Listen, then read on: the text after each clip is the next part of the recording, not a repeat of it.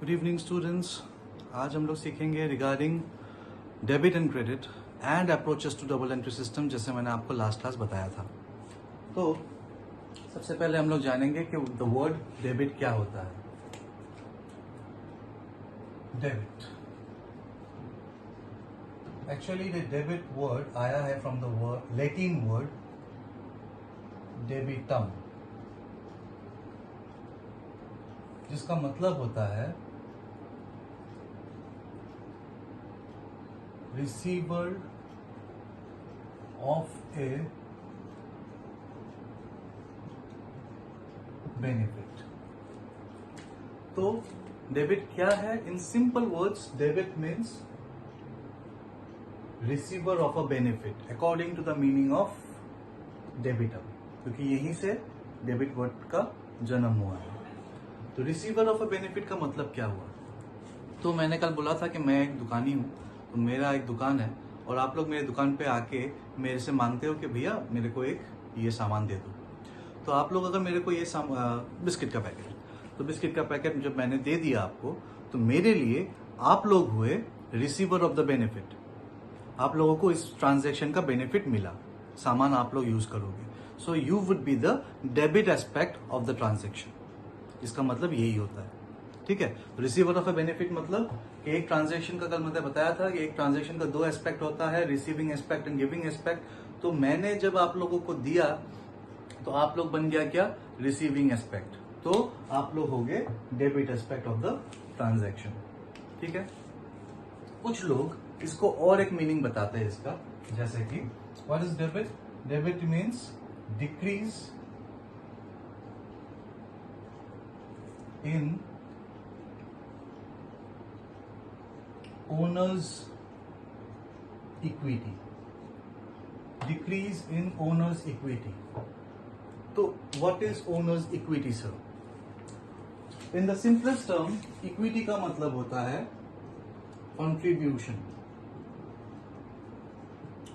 मतलब कि बिजनेस में ओनर का कंट्रीब्यूशन क्या है, कितना है। तो बिजनेस में ओनर का कंट्रीब्यूशन जब कम हो जाता है, डिक्रीज हो जाता है, तो उसको डेबिट एस्पेक्ट बोला जाता है या फिर डेबिट बोला जाता है। ये कुछ कुछ लोगों का कहना है, कुछ कुछ मतलब हम जैसे कॉमन लोग का नहीं, एक्सपर्ट्स लोगों का। तो ये दोनों ही डेफिनेशन काम पे है, बट हम लोगों को समझना है अभी, क्योंकि जब हम लोग करेंगे इसको प्रैक्टिकल प्रॉब्लम्स में, हम लोग डेबिट एंड क्रेडिट यूज करेंगे, तब हम लोगों को और अच्छे से जानने को मिलेगा। बट जब तक डेफिनेशन मीनिंग का बात आता है, हम लोग को यही पता है कि डेबिट का मतलब होता है receiver of a benefit as per the word debitum, and we can also say it decreases the owner's equity. Debit decreases in the owner's equity. जब भी ओनर्स इक्विटी में कुछ कम जाता है, डिक्रीज होता है, तो उसको हम लोग डेबिट एस्पेक्ट बोलते हैं, ठीक है। ठीक इसके उल्टा होता है क्रेडिट। क्रेडिट वर्ड आया है from the word credere, which means giver of a benefit.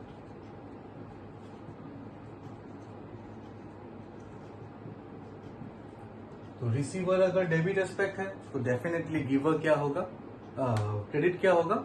Giving aspect. So debit credit कब होता है? जब गिवर ऑफ अ बेनिफिट होता है। फॉर एग्जाम्पल, मैंने किसी से सामान खरीदा, मैं as a shopkeeper, as a दुकानी, मैंने किसी से सामान खरीदा, तो मेरे लिए वो इंसान क्या बन जाएगा?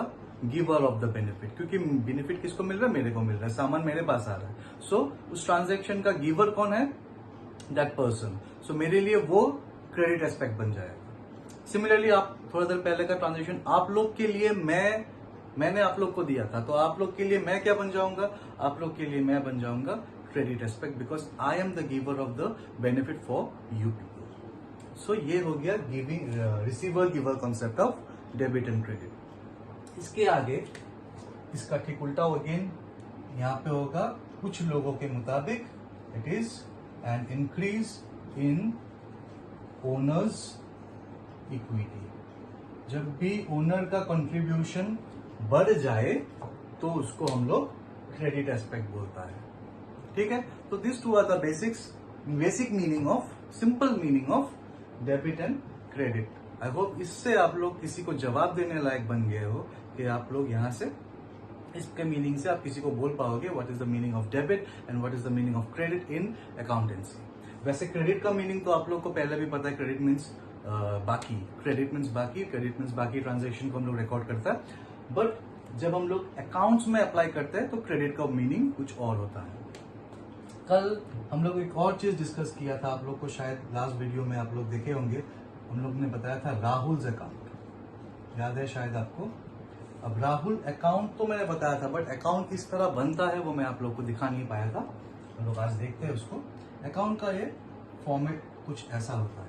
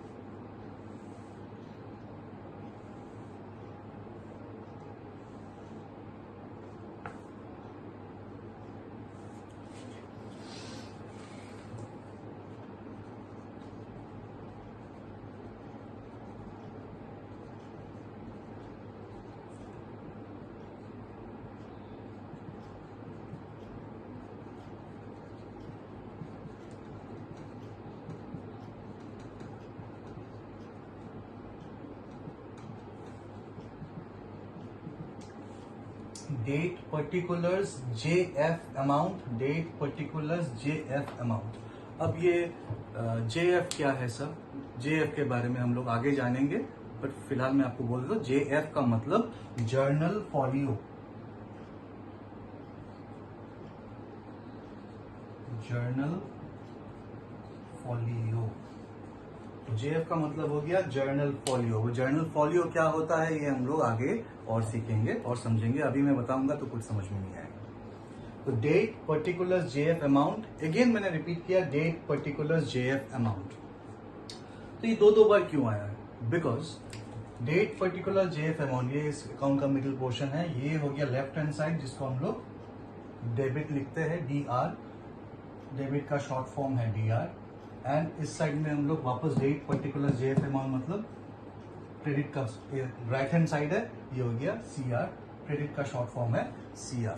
सो इसका मीनिंग में हम लोग और एक लाइन डाल सकते हैं कि debit represents the left hand side of an account and credit represents the right hand side of an account. ये भी हम लोग डाल सकते हैं इन दोनों के मीनिंग में।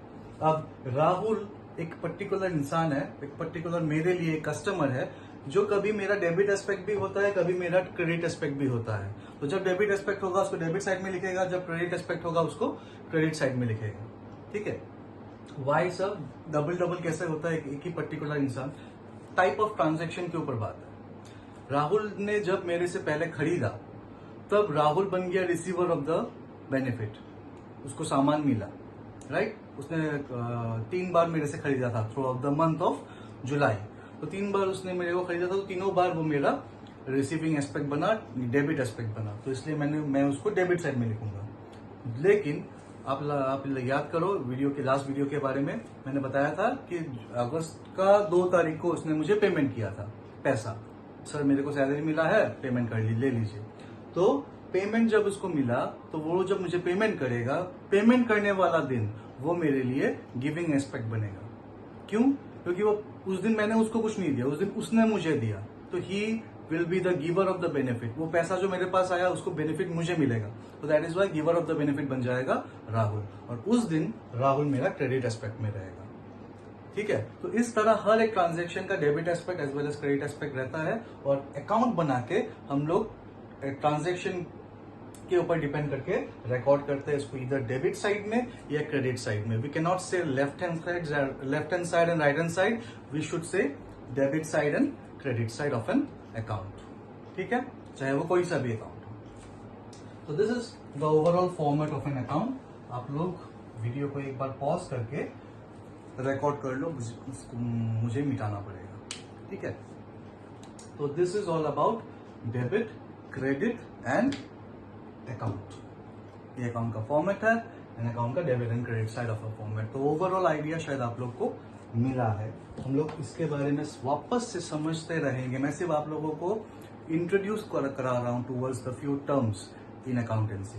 ठीक है, हम लोग जब प्रैक्टिकल्स में जाएंगे तो हम लोग और अच्छा से इसको समझ पाएंगे और प्रिसाइसली इसको स्टडी कर पाएंगे। तो फिलहाल ये है। अब हम लोगों को नेक्स्ट सीखना है, जैसे मैंने आप लोगों को बताया था, approaches to double entry system.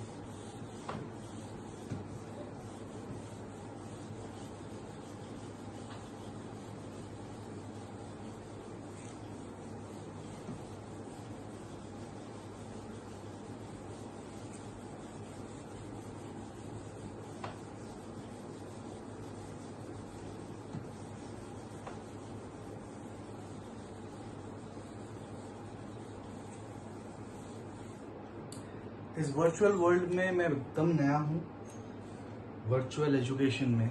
सो मैं कोशिश कर रहा हूँ कि कैसे आप लोगों को better audio, better video provide कर पाऊँ, बट शायद धीरे धीरे ही हो पाएगा। तो कुछ पहला वीडियोस में आप लोगों को दिक्कत होगा, उसके लिए थोड़ा सा मैनेज कर लीजिए। जितना हो जल्दी हो सके I would try to rectify all the errors, all the problems और द इश्यूज। ठीक है, फिलहाल the next is approaches to double entry system। अब सर अप्रोचेस क्या होता है? अप्रोचेस का मतलब क्या होता है? अप्रोच आप बोल सकते हो कि मान लो हमको गुवाहाटी जाना है, हम लोगों को जाना है गुवाहाटी। तो there are 2 ways to reach Guwahati, roadways and railways, right. आप लोग हाईवे पकड़ के जाओ तो भी आप गुवाहाटी पहुंचोगे, आप लोग ट्रेन से जाओ तो भी आप गुवाहाटी पहुंचोगे। डिपेंड करता है आप लोग का कन्वीनियंट किस में है। सो वैसे ही डबल एंट्री सिस्टम को स्टडी करने का 2 रास्ता है, 2 अप्रोच है। एक मैं लिखाऊंगा दोनों अप्रोच, बट अप्रोचेस का मतलब होता है रास्ता। अब सर कौन सा रास्ता सही होगा वो तो आप पे डिपेंड करता है, आपको कौन सा अच्छा लगे। पहुंचना एक ही जगह पे है, दोनों तरफ से दोनों में से कोई भी आप यूज करो, आप डबल एंट्री सिस्टम के बारे में ही कर रहे हो, डबल एंट्री सिस्टम में ही करोगे। बट करना कैसे है, it won't be stated in the question. आप लोग का मर्जी, आप लोग का कन्वीनियंस, जो आप लोग को सही लगे वही आप करो। मैं आज तो नहीं, बट मैं जब भी समझाऊंगा, सॉरी आज ही मैं जब भी समझाऊंगा, अगर मैंने आज एक अप्रोच के बारे में आपको बताया तो मैं कुछ वीडियोस बाद आपको दूसरे अप्रोच के बारे में बताऊंगा, क्योंकि मैंने अगर दोनों बता दिया तो आप लोगों को कंफ्यूजन लगेगा, मिक्सअप हो जाओगे, अगर खिचड़ी पक गया तो प्रॉब्लम हो जाएगा। तो दैट इज वाई आज हम लोग किसी एक अप्रोच के बारे में जानेंगे, उसके बाद हम लोग कुछ दिनों बाद और एक अप्रोच के बारे में जानेंगे। देन यू डिसाइड, दोनों ही कन्वीनियंट है, दोनों ही ईजी है, दोनों ही अप्रोप्रिएट है। ठीक है, देन यू डिसाइड कि कौन सा बेटर है फॉर क्लियर अंडरस्टैंडिंग। ठीक है, सो अप्रोचेस टू डबल एंट्री में पहला अप्रोच है ट्रेडिशनल अप्रोच।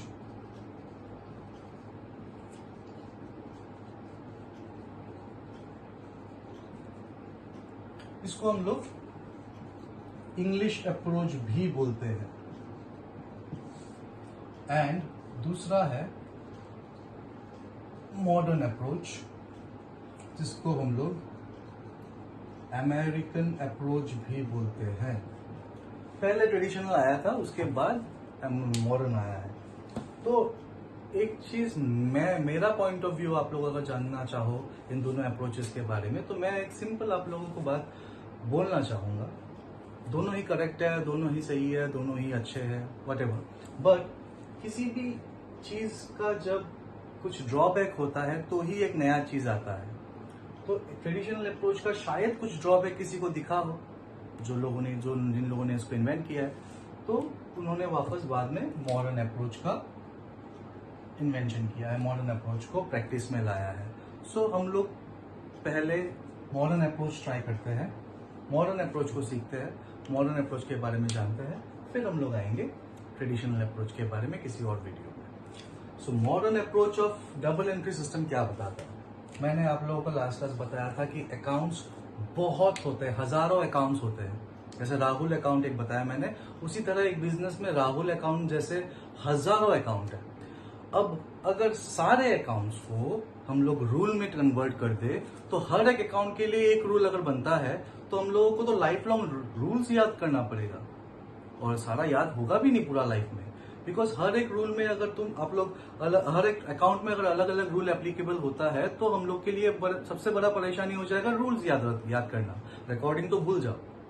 सो इसीलिए क्या किया गया है, इतने सारे अकाउंट्स को, हजारों अकाउंट्स को डिवाइड किया गया है कैटेगरी में। ठीक है, तो कैटेगरी में जब डिवाइड करता है, एक कैटेगरी के अंदर बहुत सारा अकाउंट्स आता है और उस एक कैटेगरी का एक रूल होता है, तो वही रूल उसके अंदर जितने भी अकाउंट्स आए हैं उन सब के लिए एप्लीकेबल होगा। ठीक है, जैसे कि modern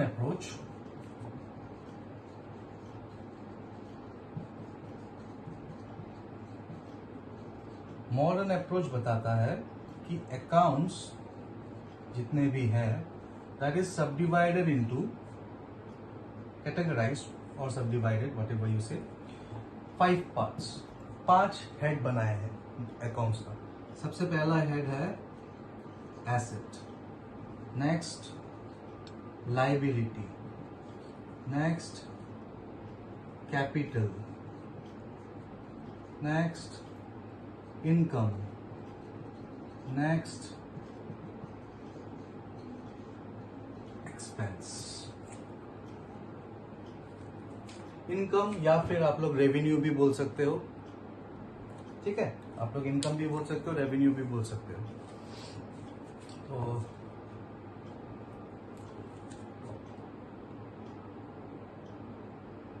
asset, liability, capital, income, expense, ये 5 हेड है।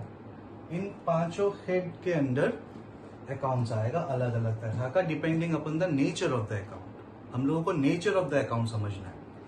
जैसे कि एसेट में क्या था, किस किस तरह का अकाउंट आएगा। एसेट के अंदर आएगा जैसे लैंड है अपना बिजनेस का बिल्डिंग है, फिर अपना फर्नीचर है, तो ये सब एक्सेट्रा आइटम सब कहाँ आएगा, किसके अंडर आएगा, एसेट का रूल के अंडर आएगा। नेक्स्ट लाइबिलिटी का रूल में, लाइबिलिटी का हेडिंग में क्या क्या आएगा। लाइबिलिटी मैंने आपको बोला था जो बिजनेस का कर्जा होता है, बिजनेस जिसको जब देना पड़ता है उसको लाइबिलिटी बोलता है। जैसे कि बैंक से लोन लिया तो bank loan is a liability, तो बैंक लोन आएगा इधर। मैंने किसी से बाकी में सामान खरीदा तो वो इंसान मेरे लिए क्या हो जाएगा, क्रेडिटर। मैंने आप लोग को बताया था, तो क्रेडिटर हो गया वो इंसान जिसको मुझे पेमेंट करना पड़ेगा। ठीक है, फिर फॉर एग्जाम्पल रेंट पेएबल, भाड़ा हो गया, 1 तारीख हो गया, अभी तक मैंने भाड़ा दिया नहीं है, भाड़ा देना पड़ेगा, तो that is my liability. Rent not paid, rent payable, देना पड़ेगा, तो अभी तक मेरे लिए क्या है, लाइबिलिटी है, बिकॉज मैंने दिया नहीं है। So these are the categories of under this category this kind of accounts are recorded, जैसे bank loan, creditor and payable etcetera, और भी है, मैंने एग्जाम्पल दिया। अब कैपिटल आप लोग पता है कि owner represents the capital represents the owner of the business, right. Capital business का ओनर को रिप्रेजेंट करता है इन अ बिजनेस। सो इसमें 2 तरह का चीज आएगा basically, anything relating to the capital and anything relating to the drawings. So far हम लोग यही जानते हैं कि मालिक बिजनेस को कैपिटल देता है एंड जब जरूरत पड़ता है तो बिजनेस से पैसा या फिर सामान निकाल सकता है, जिसको हम लोग ड्राइंग्स बोलते हैं। So capital and drawings record होगा यहाँ। ठीक है, इस कैटेगरी में। इनकम में क्या क्या आता है, बिजनेस का इनकम में बहुत से इनकम है। फॉर एग्जाम्पल सेल्स, सामान बेचा तो इनकम हुआ। फिर मान लीजिए रेंट रिसीव्ड, भाड़ा मिला मेरे को। ऐसा भी होता है ना कभी कभार के मेरा दुकान, बहुत बड़ा बिल्डिंग है, दुकान में नीचे का एक पोर्शन मैंने किसी को दे दिया भाड़ा पे, तो मेरे को भाड़ा मिलेगा। इट इज नॉट नेसेसरी कि बिजनेस हमेशा भाड़ा देता ही है, बिजनेस को भाड़ा मिल भी सकता है, राइट। एक बड़ा बिल्डिंग है, मैंने पूरा ऑक्यूपाई किया हुआ है, बट एक नीचे का पोर्शन मेरा ऐसे पड़ा हुआ है, मेरा कोई काम का नहीं था, तो मैंने लेट आउट कर दिया, मतलब भाड़ा पे लगा दिया, तो वो मेरे को भाड़ा मिलेगा, तो that is also an income. So किसी भी तरह का इनकम इस कैटेगरी में आएगा। एंड एक्सपेंसेस के लिए बिजनेस में एक्सपेंस क्या क्या हो सकता है? बिजनेस में एक्सपेंस फॉर एग्जांपल परचेज किया, मैंने सामान खरीदा तो एक्सपेंस, फिर मैंने कैरियज भाड़ा भरा उसको ले आने के लिए कैरियज, फिर उसके बाद मैंने सैलरी दिया मेरे स्टाफ को, एक्सेट्रा एक्सेट्रा एक्सेट्रा। सो ये सब कैटेगरीज, ये सब अकाउंट्स इस कैटेगरी में आएंगे एक्सपेंसेस। सो पहला जो चीज है जो हम लोगों को क्लियर करना है कि कौन सा अकाउंट किस कैटेगरी में आता है। सो उसके लिए हर एक अकाउंट का नेचर जानना बहुत जरूरी है मेरे को। हम लोग अगर नेचर जानेंगे तो ही हम लोग कैटेगराइज कर पाएंगे। अभी अगर मैं बोलता हूँ लैंड का मतलब ही नहीं पता आप लोगों को, तो आप लोग कैटेगराइज करना आप लोगों को बहुत मुश्किल होगा कि लैंड मेरे लिए खर्चा ही है या लैंड मेरे लिए एसेट है। हम लोग लैंड को एसेट में क्यों रखते हैं? Because it is a property of the business, it belongs to the business and it gives benefit in future, तो that is why it is an asset. Long run के लिए हम लोग यूज करते हैं इसको, तो that is why it is an asset. तो ऐसे करके हर एक चीज का मीनिंग आप लोग को जानना बहुत जरूरी है। सो नेक्स्ट वीडियो में हम लोग इसी के बारे में सीखेंगे कि अलग अलग अकाउंट का अलग अलग अकाउंट कौन सा कैटेगरी में आएगा, वो हम लोग जानेंगे, वो हम लोग सीखेंगे। That will be very interesting. So next video में हम लोग और अच्छा से जानेंगे, बट बिफोर दैट मैं चाहता हूं कि आप लोग इस पोर्शन को अच्छे से नोट डाउन करके अच्छा से समझ लो, और कुछ भी डाउट हो आप लोग प्लीज पूछो, प्लीज पूछिएगा कमेंट में। And at the same time मैं आप लोग को बताना चाहता हूँ, जैसे थोड़ा देर पहले मैंने बताया कि इस वर्चुअल एजुकेशन सिस्टम में मैं एकदम ही नया हूँ, टोटली न्यू कमर हूँ। सो मुझे सपोर्ट का बहुत ज़रूरत है आप लोगों का, ताकि मैं और अच्छे से काम कर पाऊँ। एंड मैंने सपोर्ट का मतलब मैं ये नहीं बोल रहा हूँ कि मेरे गलत कहने पे या फिर मेरे गलत समझाने पे भी आप लोग सपोर्ट करो। आप लोग व्यूअर्स हो, आप लोग को अच्छा लगे तो आप लोग कमेंट करो, खराब लगे तो भी कमेंट करो, ठीक है? क्योंकि आप लोगों का फीडबैक से ही हम लोग को समझ में आएगा कि हम लोग किस तरह समझा पा रहे हैं, वेदर वी आर कैपेबल और not of making you understand. So मैंने कुछ वीडियोस में डिसलाइक्स भी देखा है। सो मेरे को खराब नहीं लगा, बिकॉज डिसलाइक्स आएंगे तो हम लोग को पता चलेगा कि नहीं ये सही नहीं है ना, हम लोग को इससे और अच्छा करना पड़ेगा। बट उस डिसलाइक का कारण आप लोग अगर बता देते हो कि कमेंट में कि ये पोर्शन आपने ऐसा बताया था, ये ऐसा नहीं है, या फिर ये हमको समझ में नहीं आया, तो जाके हम लोग को और एंथुजियाज्म मिलेगा, ताकि हम लोग कुछ बेटर काम कर पाए। सो इसी का एक्सपेक्टेशन रहेगा इस वीडियो से। And thank you for watching the video. And next video please देखिएगा, क्योंकि ये पोर्शन क्लियर करना बहुत जरूरी है। डबल एंट्री सिस्टम सीखने के लिए ये पोर्शन क्लियर करना बहुत ज़्यादा ज़रूरी है, तभी हम लोग जर्नल एंट्रीज पास कर पाएंगे। अब जर्नल एंट्रीज क्या होता है हम लोग आगे का क्लास में सीखेंगे। Thank you for attending the class.